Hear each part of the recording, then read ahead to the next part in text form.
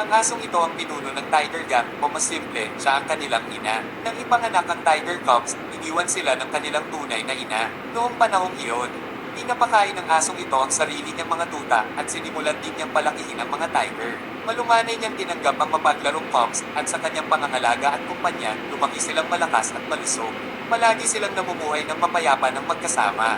Hinayaan pa ng mga tiger na umakyat sa likod ang kanilang mas maliit na ina ng aso. Gustong-gusto ng malalaking pusang ito na maging matamis sa paligid niya, madalas na lumulutang sa harap niya at ipinapakita ang kanilang mga tiyan at napakalapit nila sa kanya. Kapag wala siya, umuungol sila at huminto sa pagkain o pag-inom. Ngunit sa sandaling bumalik siya, tumakbo sila sa kanya at tinilaan ang kanyang balahibo upang ipakita na namiss nila ito. Minsan ay ipinaglalaban pa nila ang kanyang atensyon at kailangan niyang pumasok at pag-alitan sila. Sa aso, ang mga tiger na ito ay palaging magiging mga anak niya. Kahit na ngayong malaki na sila, nananatili sila sa tabi niya at sinusubukang protektahan siya, tulad ng ginawa niya para sa kanila dahil sa kanilang mundo, ang pag-ibig ay hindi tungkol sa dugo. Ano sa tingin mo ang pag-ibig?